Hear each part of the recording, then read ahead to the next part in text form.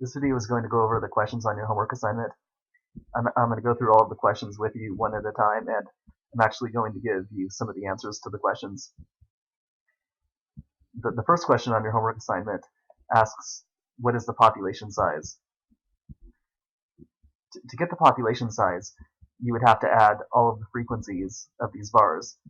It turns out that the population size is 2200. There's 2200 people in here. Question 2 says, what is the population mean equal? I entered these 2200 numbers into Excel and calculated the mean, and the mean ended up being 34.3. The next question says, what is the population standard deviation equal?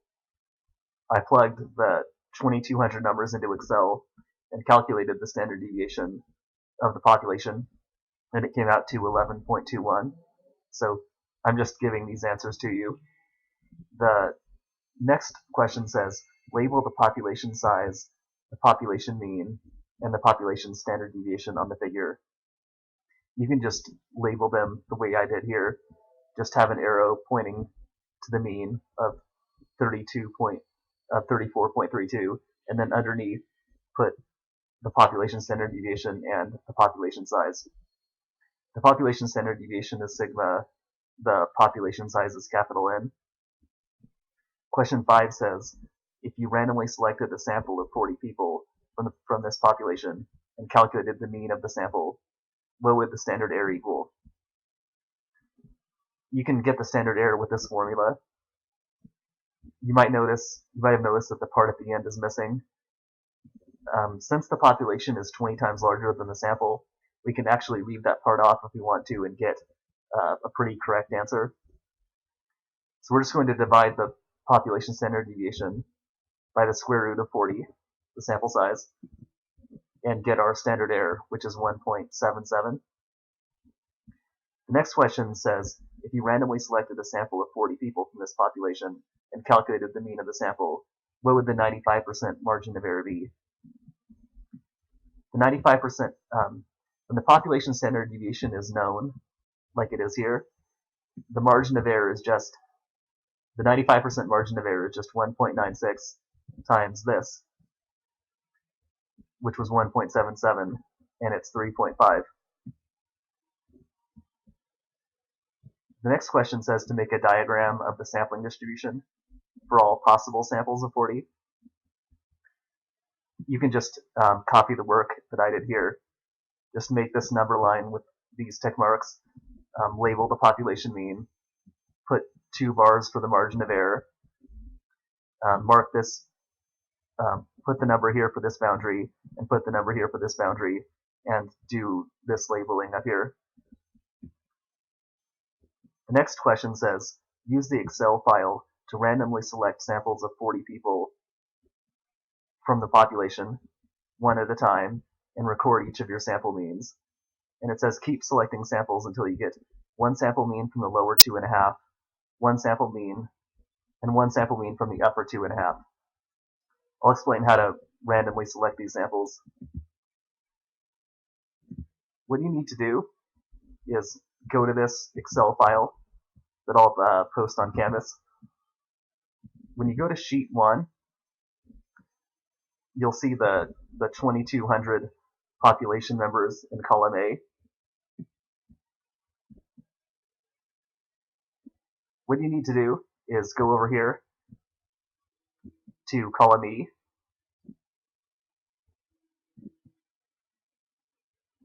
or I'm sorry, column D, and you'll see a sample of 40 people and the mean of the sample right here. It'll say average. You're going to use this column to select your own random sample of 40 people, and this is how you can do that. What you'll have to do is highlight column A and column B all the way down. Column B actually just has random numbers in it that are used to randomly sort the numbers. Column A has the population values.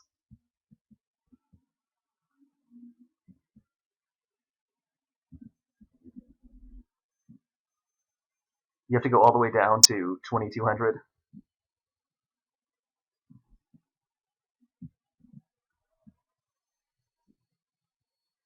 And then once these two columns are highlighted, go to Data up here, go to Sort, and sort column B. Make sure to say sort by column B, values smallest to largest, and click OK. And it'll put a random sample of 40 in here.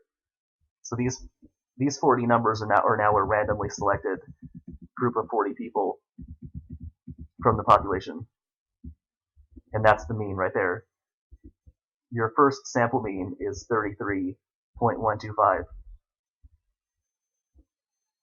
Now, after you record this sample mean, or while you're recording the sample mean, make sure to leave these highlighted. And then don't unhighlight them. And go back to sort. Sort by column B again. And here, well, now you have a new random sample of 40 people with a new sample mean. This is your second random sample. You'll need to record this sample mean. If you go to sort by column B again and click OK, it'll select a new random sample of 40 with a new sample mean, and you'll record this sample mean.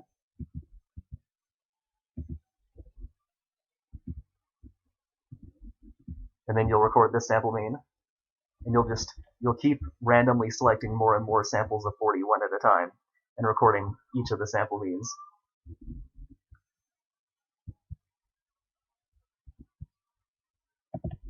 So you'll write down all of your sample means in here. You'll keep going until you get one sample mean down here below 30.8 and one sample mean up here above 37.8.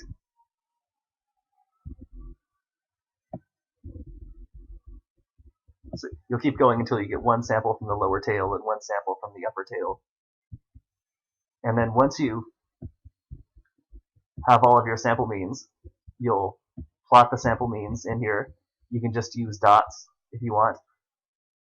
So if I wanted to plot 34.8, I would just make a dot right here. 35.2 would be here. 36.5 would be here. 30.5 would be out here in the lower tail. And if you get the same sample mean twice, you could just stack dots above each other, and the dots will build up toward this bell-shaped curve, the normal distribution.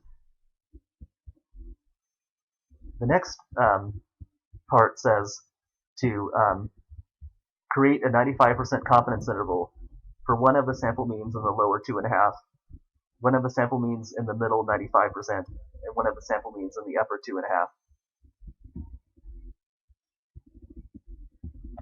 35.2 was my sample mean on the lower tail.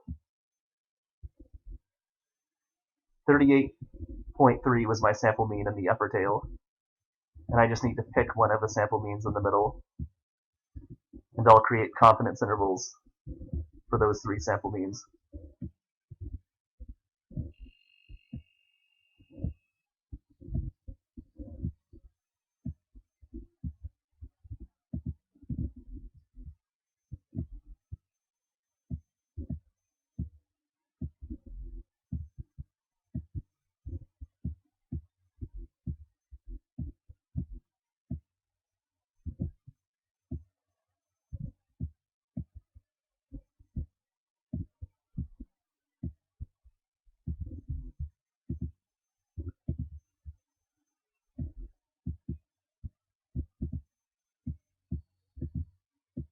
I just have to add and subtract my margin of error from each of these.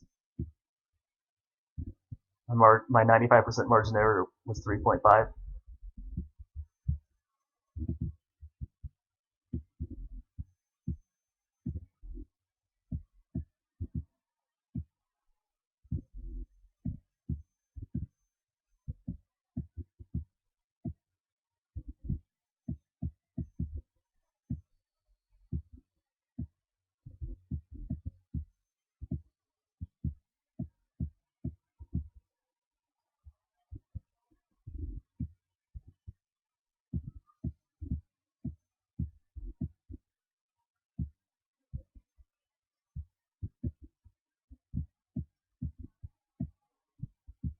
This one would be 38.7.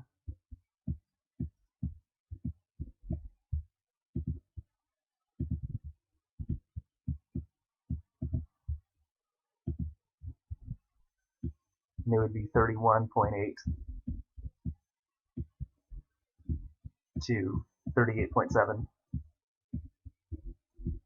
That's the confidence interval for this sample mean.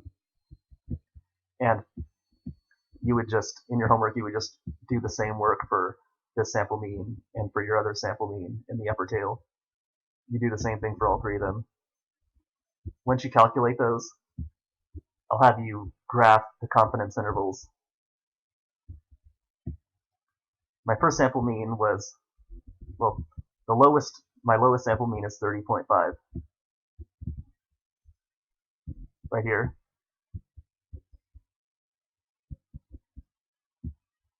I can create a confidence interval by going 3.5 out this way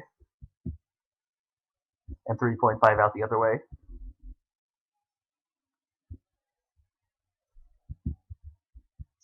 $30.5. Well,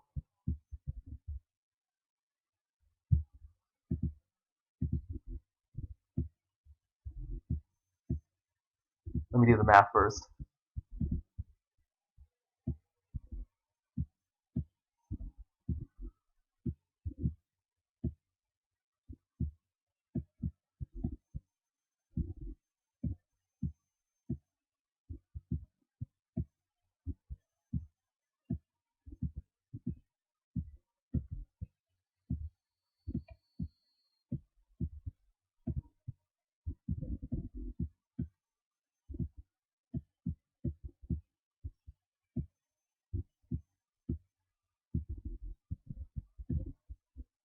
This one would go from 27 to 34.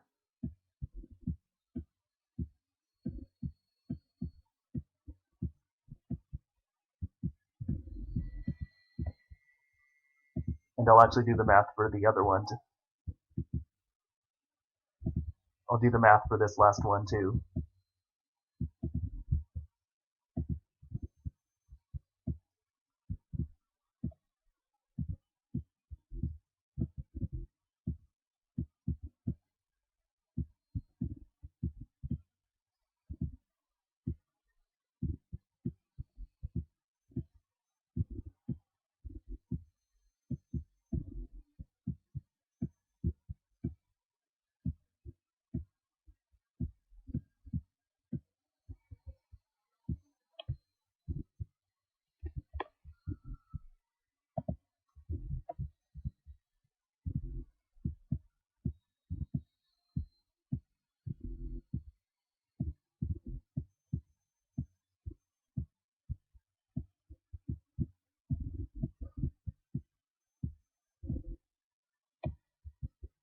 So when I create the confidence interval around this sample mean, my confidence interval would go from 27 to 34.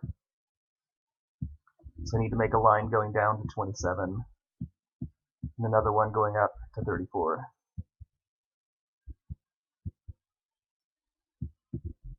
With the sample mean at the center. And I need to label the margin of error, which I'm adding and subtracting, 3.5 and 3.5.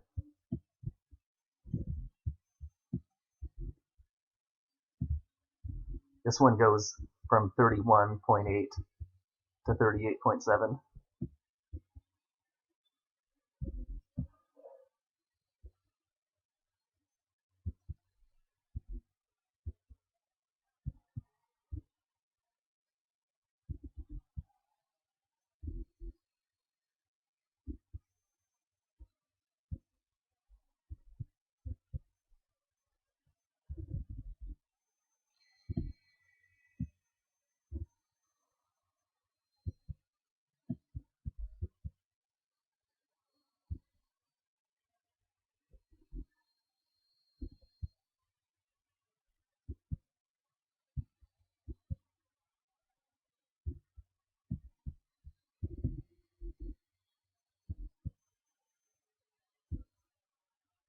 The sample mean is 35.2, which is this one right here.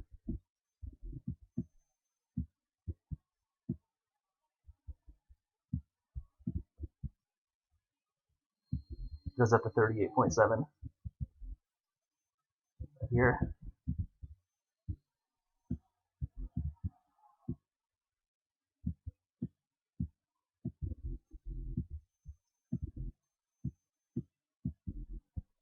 This one includes the population mean.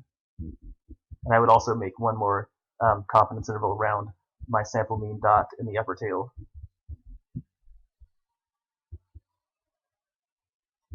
So I've drawn the 3 confidence intervals in the diagram.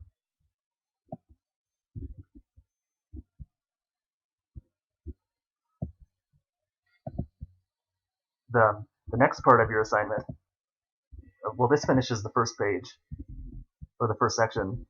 The next section is the same thing over again, but with a different population. Once again, I'm going to give you the population size. I found the population mean with Excel, and I found the population standard deviation with Excel. You can label these values just like I did here. I did the work for the standard error, just like I did in the last section. You can copy down my work. I did the work for the 95% margin of error. You can just copy my work here. You can just copy my diagram for the sampling distribution. This time, the 95% margin of error is 0.7. It came out to 0.7, so the population mean is 20.9, and this boundary is 0.7 below, and this boundary is 0.7 above. And you can just do all of this labeling. It'll still be a normal distribution, but it's a lot more narrow now. It's a lot narrower now because when the sample size, since the population has less spread to it, for less dispersion, the sample means will fall closer to the population mean. Here you're doing the same thing with Excel again, but with a new population. So you'll have to go to the same Excel sheet and go over to sheet 2. And when you get to sheet 2, you can do the same thing over again. Just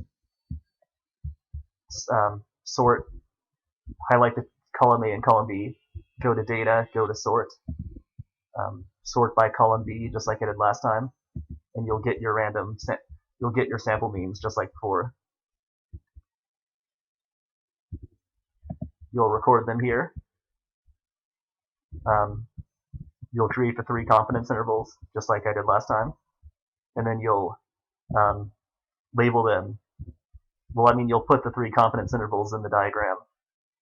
One of them around a sample mean in the lower tail, one of them around a sample mean in the middle, and one of them around a sample mean in the upper tail.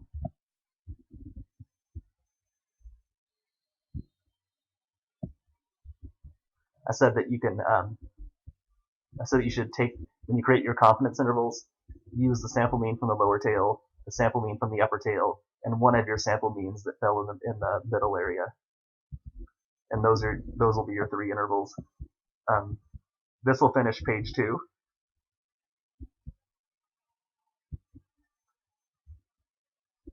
This is page 3. It's the same population again. You can do this same labeling, and the first question in this section says you're selecting a sample of 100 people, and what's the standard error if you're selecting 100 people randomly from this population, and it's 0.2. You can copy my work. You can also copy my work for the 95% margin of error, which is 0.4. You can copy my work for this diagram, labeling the population mean, the margin of error of 0.4 and 0.4, and the 2 boundaries. I had to make arrows because it's such a small number line right here. And just make all of this labeling. And then next you'll do the simulations again in Excel. This time you'll have to go to sheet 3.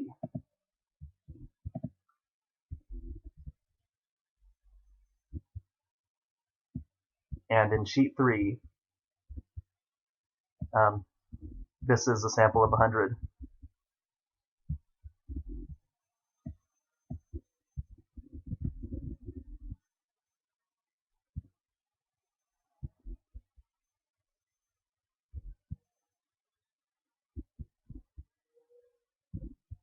So you'll just go to data, go to sort by column B, value smallest to largest, and it'll do the same thing again. Make sure to leave the 2 columns highlighted. Go back to sort again, press OK, and you'll get a new sample of 100 with a new sample mean. Do this over and over.